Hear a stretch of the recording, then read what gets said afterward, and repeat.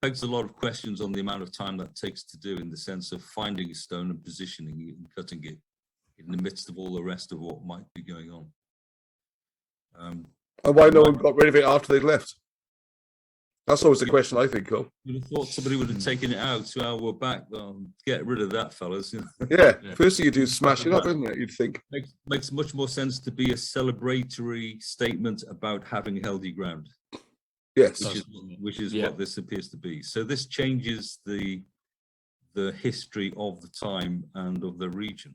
So just a reading of it changes. I guess that's why it's dangerous stuff, isn't it? Yeah. So this is where they would have blocked them. When the river's down, you can see the stones in it. But not before he was mortally wounded, as his dream foretold. He asked his son to take him to the Isle of Ecny in the Severn Estuary, where he wanted to be buried.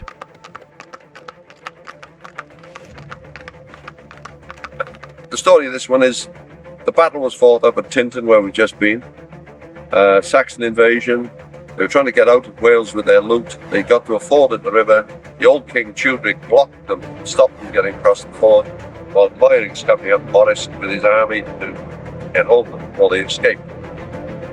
The Saxons succeeded in wounding Tudric, the monarch, the head, severe head, and he was obviously dying. He expressed a wish to be buried on the island of Ecny over in Cardiff Bay. But they got him this far on a cart, and he's badly wounded. They tried to clean him up again at this fountain, and he died in this area. To give a flavour of what the British records say about this. A huge blast and vast screeching or squealing noises, earthquakes, vast dark clouds, poisonous fumes, inflammable liquids or gases which burned fiercely, probably like naphtha, fires raging over devastated lands. So look at the most recent one we know about, this Tunguska.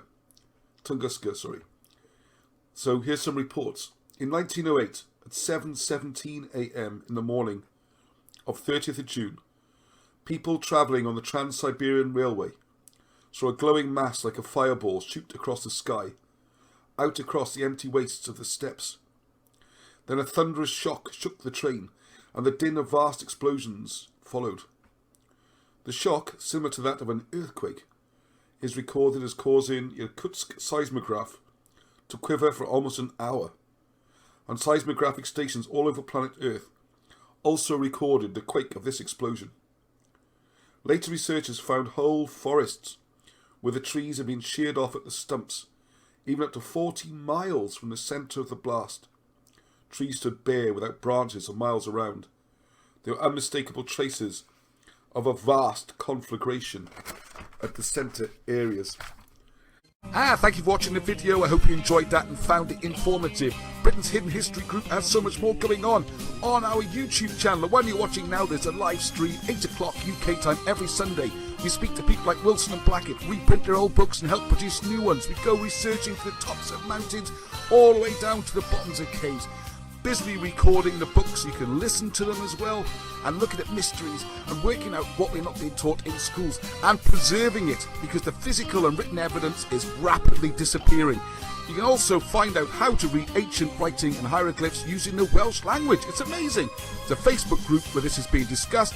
Along with a website, you can buy the books and help us. Also, as you can see, there's now a Patreon page where just a few pounds a month will make all the difference in trying to keep the project going and preserve this history for future generations, and also to find out for ourselves what is going on, what is Britain's hidden history. So until the next time, Heddiw!